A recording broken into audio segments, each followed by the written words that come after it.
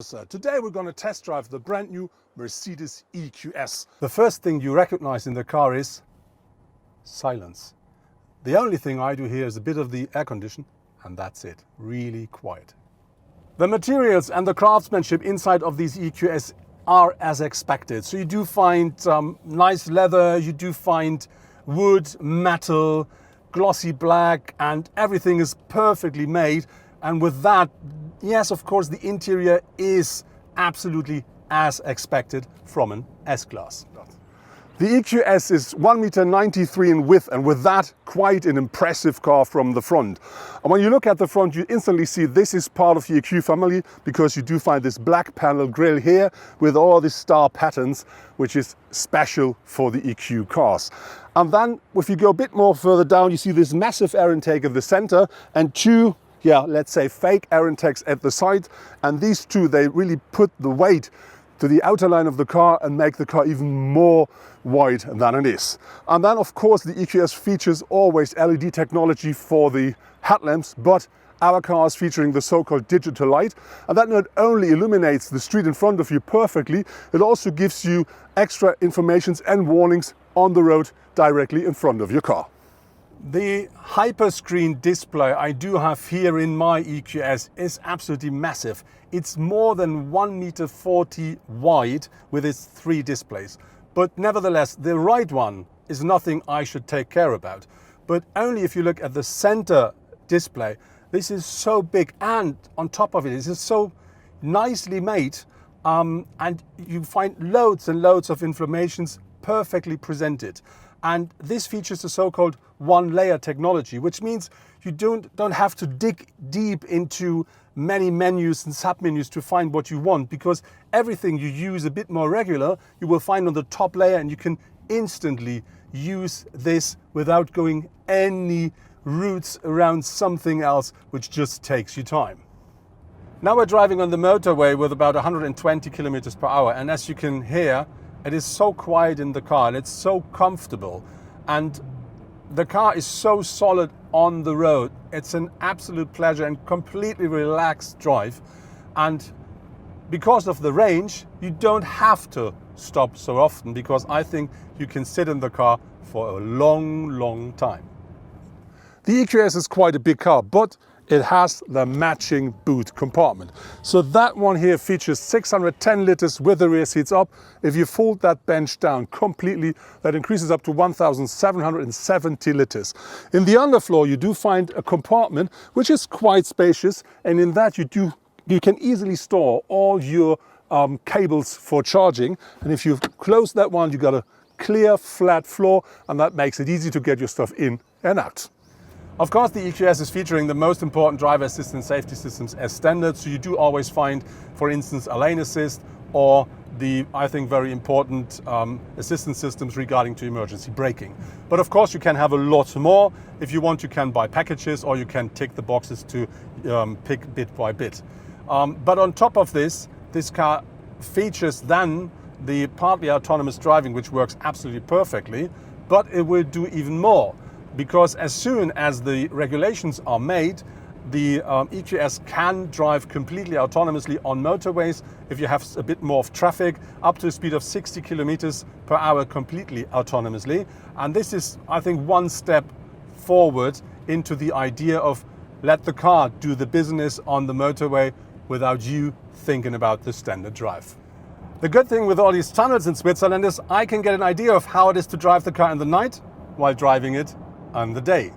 And the illumination inside of the car is absolutely massive and nice. I do have these 3 big screens. I have these light stripes around inside of the car. Even the sides of my seats, they do feature this ambient light. And this is a bit like sitting in a spaceship. You can order 19 to 22-inch wheels for the EQS. But as our car shows perfectly, 21 are more than enough. Overall, the EQS is 5.22 m in length and features a wheelbase of 3.21 m. But it is only 1.51 m high. And this, together with a so-called one-bow design, provides it with an absolute unique look. To reduce the drag coefficient, you do find flash door handles, and if you want, the doors do open and close automatically. The new big head-up display that you can buy for the EQS is really fabulous. This is something I definitely would buy because that provides you with all the information you need and a lot more, like driver assistance, safety systems, speed limits, your route and all this stuff. So very interesting and very nicely made. And it is really massive because the screen size is something like a 77-inch screen. So easy to look at. Even if you normally need glasses, you don't need them here. That works perfectly with that. Controlling the EQS works on one hand with the new Mercedes steering wheel, which means on the left-hand side you have the touch panels to control the cockpit information. On the right-hand side you have everything to control the center console. On top of this you do have this massive center screen, and that works really, really nice.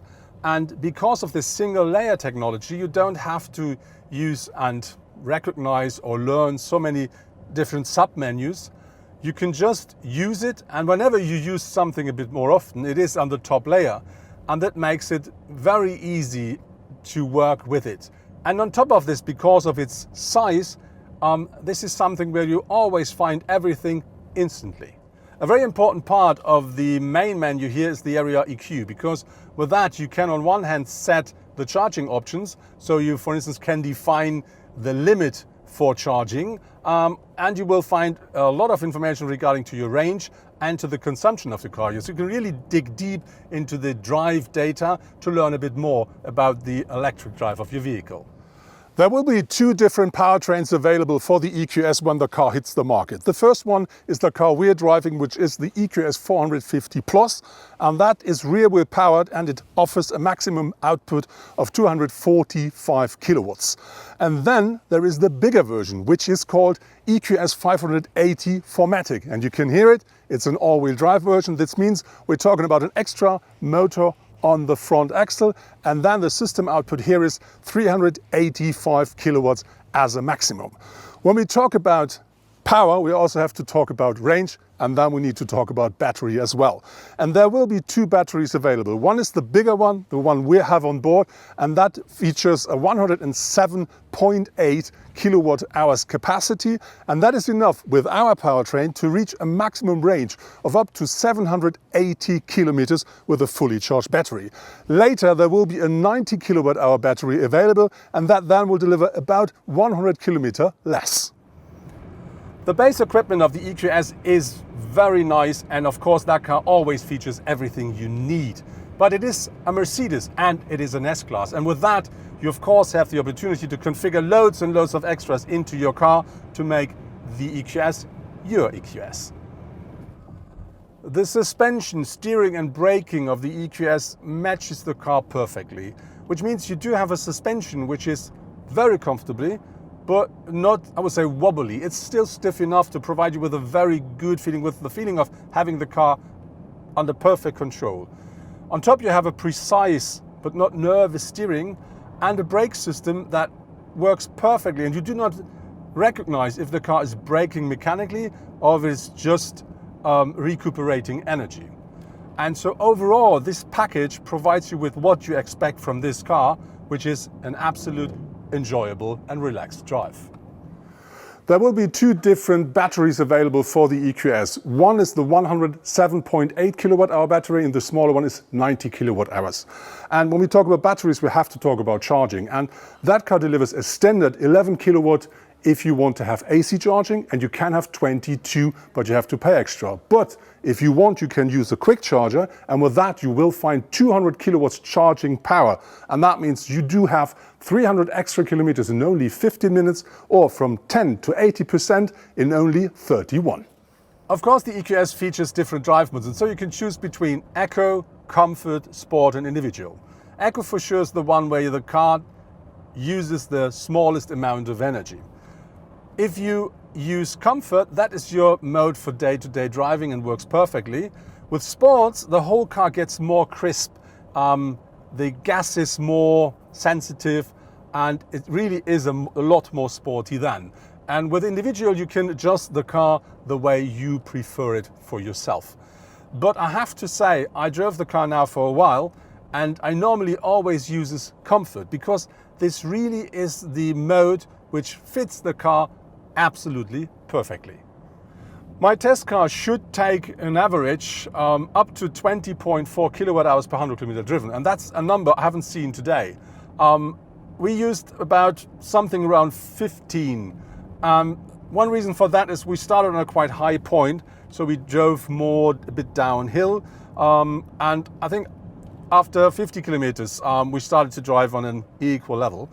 But to the end of the day we're going to be somewhere higher up, and so I'm very interested to see how this consumption will change up to the end of our test drive today.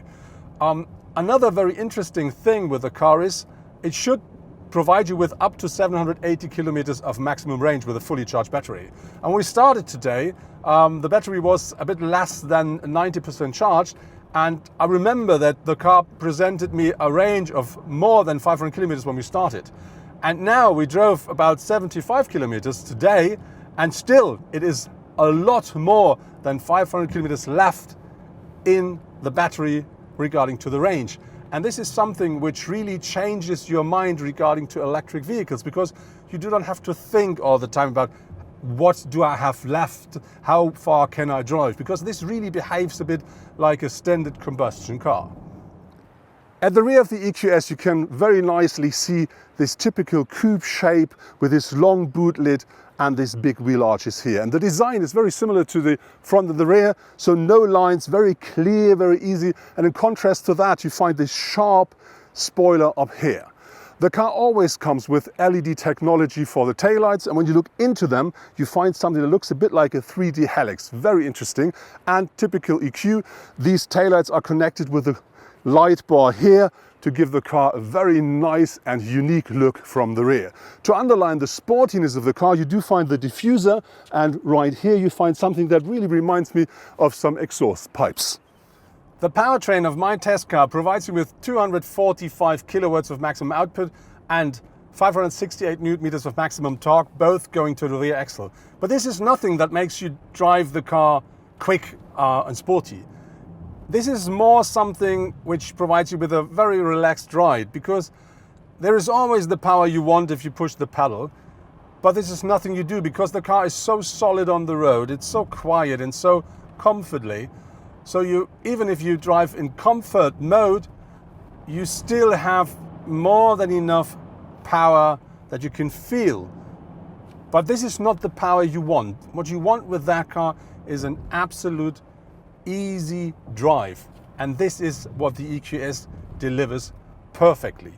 Even though the car is featuring a standard rear axle steering, the base version is 4.5 degrees, but you can have, if you want to pay extra, up to 10, which makes the turning circle very, very little for such a big car. But even though having that on board, this is still a car to cruise and not a car to drive sporty with. The space the car offers here at the front seats is absolutely fine. Even me, I'm nearly 2 meters tall, I sit perfectly in the car, and you can adjust the seat and the steering, everything the way you want to really have a comfortable drive. And we talk about the seat, this seat is massively comfortable and it provides you with all the support you want. On top of this, you get in my car heated seats, ventilated seats, you do have massage programs, so everything you want to have a relaxed and enjoyable drive is absolutely delivered by this seat. How about the space behind me? We're going to find out now while having a short stop. So this is the short promised stop to see if I can sit behind me. I didn't change my seating position, and now we're going to look if I can sit behind me. That looks promising, so let's check it out. As you can see, entering is easy and I have massive room in front of my knees, but unfortunately the headroom doesn't work. So this is because of the shape of the car. It's a bit of a pity because I would love to have a bit more space, but to be honest, I'm nearly 2 meters tall. I'm quite heavy, so this is not a typical thing. If you're a bit shorter, that would be massively comfortable. Always on board is the latest version of MBUX, and with that, intelligent calculating of routes. And this is quite important for an electric vehicle. And this system not only provides me with the quickest route, it also provides me with the perfect charging points. And with that, it also gives me the time that I need to my target location, including the charging time. And this means on one hand, I do definitely know when I will arrive, and I will know up front when I will stop for how long. And this makes it a lot easier to calculate your route and to calculate your stops and just enjoy them or use them, whatever you prefer. So now I did a bit more than 100 kilometers in the EQS only today. And as you can see, my car is using an average 13 kilowatt hours per 100 kilometer driven. So a lot less than it should take. But yesterday we drove most of the time uphill, while we today drove downhill. And that really makes a difference, because yesterday at the end of the day, I had at the top of the hill 24 kilowatt hours per 100 kilometer driven. And when we went a short bit down the hill to the hotel, it was only 22 left. And if you put that into account, you can really see that that car definitely can achieve this bit more than 20 kilowatt hours in average per 100 kilometer driven, easily or less. And with that in mind, you can absolutely see that this car will deliver the maximum range that Mercedes is promising. And with this on board, you will not need to think about where to charge when all the time if you want to drive a long distance. And on top of this, even this, the car would do automatically thanks to MBUX.